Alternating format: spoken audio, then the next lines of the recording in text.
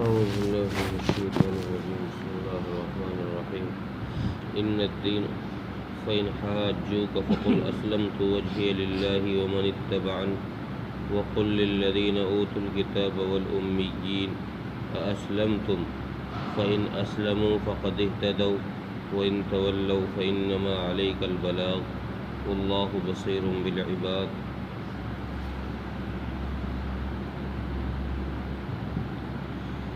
پچھلی آیت میں اللہ تبارک و تعالیٰ نے پچھلی کئی آیتوں میں توحید کا بیان کیا جا رہا تھا، اور اس سے اوپر والی آیت میں بھی توحید ہی کا بیان تھا،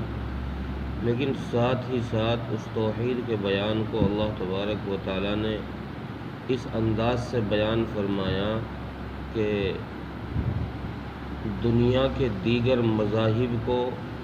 اللہ تبارک و تعالیٰ نے باطل قرار ٹھہرا کر اسلام کو صحیح مذہب بتایا کہ اسلام یہ ہمارا مذہب ہے. یہ اللہ تبارک و تعالیٰ نے یہ بات کہی کہ اسلام ہمارا پسندیدہ مذہب ہے. جب یہ بات صاف ہوئی پچھلی آیت سے کہ اسلام اللہ کا مذہب ہے، اللہ نے اس کو چنا ہے، چھانٹا ہے، تو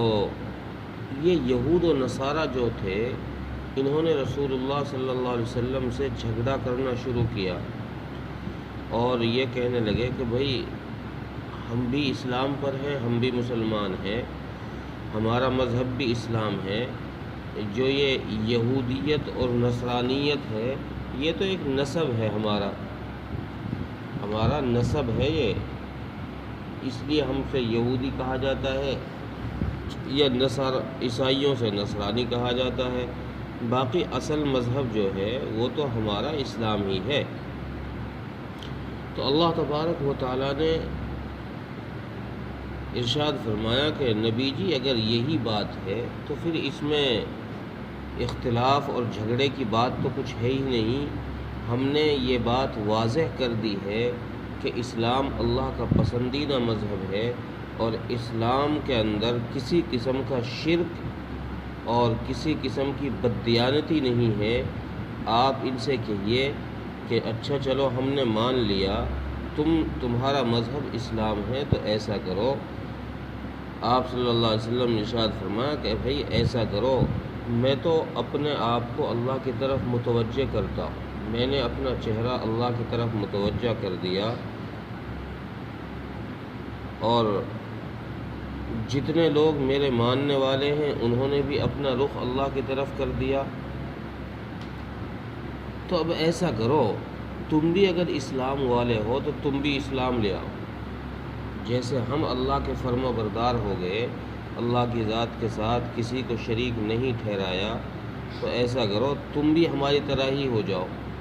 اسلام مذہب تم بھی کہہ رہے ہو کہ ہمارا ہے اور ہم بھی کہہ رہے ہیں ہمارا ہے، تو اسلام کے اندر تو کسی کا کوئی اختلاف ہی نہیں ہے، تم بھی اسلام والے ہم بھی اسلام والے. تو ایسا کرو جیسے ہم اسلام لے کر آئے ہیں، جیسے ہم نے اللہ کی اطاعت کی ہے ایسے ہی تم بھی کر لو، پھر کوئی اختلاف ہی نہیں رہے گا. لیکن چونکہ یہ لوگ اس بات کو ماننے والے نہیں تھے، اس سے انکار کرنے والے تھے، تو اللہ تبارک و تعالیٰ نے آگے ارشاد فرمایا کہ نبی جی جب آپ ان سے کہیں گے کہ تم بھی اسلام لے آؤ، اگر انہوں نے بات مان لی، یہ اسلام لے آئے، تو یہ لوگ بھی ہدایت پر ہیں، یہ لوگ مسلمان ہو جائیں گے، آپ کی اتباع کرنے والے ہو جائیں گے. اور اگر انہوں نے بات نہیں مانی تو پھر آپ سے اس مسئلے پر کوئی پوچھ گچھ نہیں ہوگی. کیوں؟ اس لیے کہ آپ کا کام صحیح بات کا پہنچانا ہے. تبلیغ کا کام صحیح بات، اللہ کا پیغام اللہ کے بندوں تک پہنچائے، یہ دعوت و تبلیغ کا مقصد ہے. اور اسی لیے انبیاء علیہ الصلاۃ والسلام کو دنیا میں مبعوث فرمایا گیا ہے کہ وہ اللہ کا پیغام صحیح صحیح اس کے بندوں تک پہنچا دے۔ تو نبی جی آپ کا کام صرف اتنا ہے کہ آپ نے ان کو بتانا ہے، پیغام ان تک پہنچانا ہے۔ اب آگے بات مانے تو ٹھیک، نہ مانے تو بھی ٹھیک۔ ہم آپ سے اس بارے میں کوئی مطالبہ نہیں کریں گے کہ آپ نے ان کو صحیح راستے پر کیوں نہیں ڈالا، ان کو کیوں نہیں سمجھایا۔ اس بارے میں آپ سے کوئی مطالبہ نہیں ہوگا، چونکہ آپ کا کام صرف پہنچانے کا ہے، ہدایت دینے کا نہیں ہے۔ ہدایت ہمارے ہاتھ میں ہے، ہم دیں گے۔ چنانچہ رسول اللہ صلی اللہ علیہ وسلم نے ان یہودی اور عیسائیوں سے یہ بات کہی، ان کے سامنے یہ بات رکھی کہ بھئی تم اگر کہتے ہو کہ ہمارا مذہب اسلام ہے تو پھر تم بھی ہماری طرح مسلمان ہو جاؤ، اسلام لے آؤ۔ اور ان عیسائیوں سے یہ بات کہی گئی کہ اچھا چلو ہم نے مان لیا، تم مسلمان ہو، تمہارا مذہب اسلام ہے، تو یہ بتاؤ عیسیٰ علیہ السلام جو ہیں یہ رسول اللہ ہے یا ابن اللہ ہے یا عبداللہ ہے؟ اللہ کے بندے ہیں یا اللہ کے رسول ہیں یا اللہ کے بیٹے ہیں؟ جب یہ سوال کیا تو ان عیسائیوں نے کہا نعوذ باللہ، ہمارے نبی جو ہیں وہ رسول تھوڑی ہیں،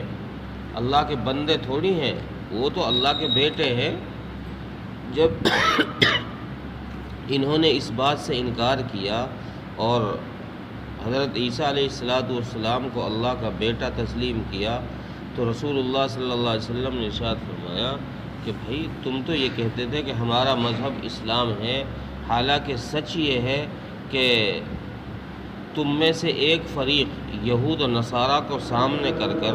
یہ بات کہی گئی، ارشاد فرمایا گیا کہ تم میں سے ایک فریق تو وہ ہے جو ایک کے پیغمبر کو پیغمبر ہی تسلیم نہیں کرتا۔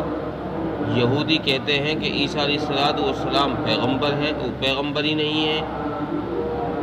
اور دوسرا فریق پھر اس کی مخالفت میں ان کو گالیاں دینی شروع کر دیتا ہے، اس کی تکذیب کرنی شروع کر دیتا ہے۔ اگر تمہارا دونوں کا مذہب اسلام ہی ہے تو پھر یہ جھگڑا کیوں ہے کہ تم ایک دوسرے کے نبی کی مخالفت کر رہے ہو، اور ایک دوسرے کے نبی کو بیٹا کوئی کہتا ہے کہ ہمارا نبی اللہ کا بیٹا ہے تو دوسرا آ کر کے سامنے سے اس پر الزامات لگانے شروع کر دیتا ہے، تہمتیں لگانے شروع کر دیتا ہے۔ یہ معاملہ کیوں ہے؟ اس سے پتہ یہ چلا کہ جو مذہب جس پر تم چل رہے ہو یا چلنا چاہتے ہو یہ اسلام نہیں۔ اسلام جو مذہب ہے وہ مذہب ہے کہ جو کسی کو گالی دینا نہیں سکھاتا، کسی کی مخالفت کرنا نہیں سکھاتا، بلکہ اسلام کا معنی یہ ہے کہ آدمی 100% اپنے آپے کو اللہ کے تابع کرے۔ اچھا، یہاں پر چہرے کا ہی ذکر کیوں کیا؟ جو شروع آیت میں ذکر آیا فَإِنْ حَاجُّوكَ فَقُلْ أَسْلَمْتُ وَجْهِيَ لِلَّهِ، کہ اللہ کے نبی صلی اللہ علیہ وسلم فرماتے ہیں کہ میں نے اپنا چہرہ اللہ کی طرف جھکا دیا۔ تو مفسرین کہتے ہیں کہ مراد تو یہاں ہے سارے اعضاء۔ اللہ کے نبی نے گویا یہ بات کہی کہ میرے جسم کا ایک ایک جز اللہ کی اطاعت میں ہے، اللہ کی فرما برداری میں ہے۔ یہاں چہرے کا ذکر اس لیے کیا کہ چہرہ اس جسم کے اعضاء میں سب سے اشرف اور سب سے اعلیٰ اعضاء ہے، اس سے اونچا اعضاء کوئی نہیں ہے۔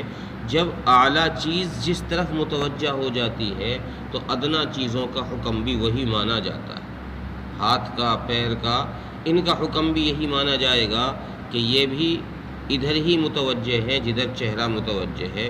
اس لیے چہرے کے اعلیٰ ہونے کی وجہ سے چہرے کا یہاں ذکر فرمایا، ورنہ مراد یہ ہے کہ پورا جسم ہی اللہ کے نبی صلی اللہ علیہ وسلم اللہ کی اطاعت میں لگا ہوا تھا۔ اور پھر آخر میں اللہ فرماتے ہیں کہ جب آپ اس سے بری ہیں،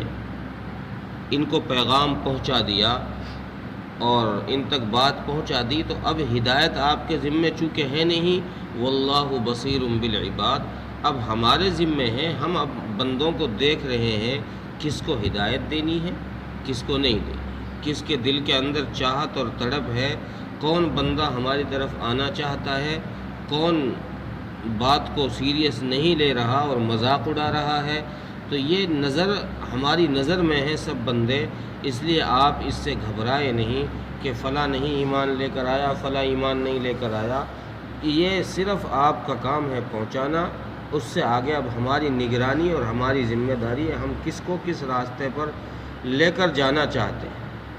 ترجمہ دیکھیں، فَإِنْ حَاجُّوكَ فَقُلْ أَسْلَمْتُ وَجْهِيَ لِلَّهِ، پس اگر وہ آپ سے پھر بھی جھگڑیں تو آپ کہہ دیجئے کہ میں نے اپنا چہرہ اللہ کی طرف جھکا دیا ہے، وَمَنِ اتَّبَعَنِ، اور ان لوگوں نے بھی جنہوں نے میری اتباع کی، جو مجھ کو نبی مان رہے ہیں، وہ اسی طریقے سے جیسے میں نے اپنے آپ کو اللہ کی طرف 100% جھکا دیا ہے، کسی غیر کو شریک نہیں کر رہا، اسی طریقے سے میرے ماننے والے بھی 100% اپنے آپے کو اللہ کی طرف جھکائے ہوئے۔ وَقُلْ لِلَّذِينَ أُوتُوا الْكِتَابَ وَالْأُمِّيِّينَ، اور نبی جی آپ ان اہل کتاب سے اور ان پڑھ لوگوں سے، اہل کتاب سے مراد ہے یہاں یہود و نصارہ، والامیین سے مراد ہے مشرکین مکہ، کہ نبی جی آپ ان اہل کتاب سے بھی اور ان مشرکین مکہ، ان جاہلوں سے بھی کہیے، اسلمتم، تو کیا تم اسلام لے آؤ گے؟ اگر تمہارا مذہب اسلام ہے تو کیا تم مسلمان ہو جاؤ گے؟ فَإِنْ أَسْلَمُوا فَقَدِ اهْتَدَوْا، پس اگر یہ لوگ مسلمان ہو جائیں، اسلام لے آئیں، تو ہدایت یافتہ ہیں،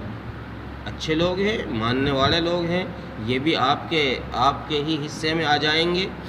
وَإِن تَوَلَّوْا فَإِنَّمَا عَلَيْكَ الْبَلَاغُ، اور اگر یہ لوگ انکار کر دیں، روگردانی کریں، منکر ہو جائیں، تو بے شک آپ کا کام صرف پہنچانا ہے، کسی کو ہدایت کرنا نہیں، آپ کا کام سمجھانا ہے، آپ نے ٹھیک ہے ان کو سمجھا دیا۔ واللہ بصیر بالعباد، اور اللہ تبارک و تعالیٰ کی نظر میں ہے سب بندے، کون کیا کر رہا ہے، کس دل سے کہہ رہا ہے، اندر سے کہہ رہا ہے آپ سے یا پھر مذاق کے طور پر کہہ رہا ہے، یہ اللہ کے علم میں۔ اللہ تعالیٰ ملتے ہیں۔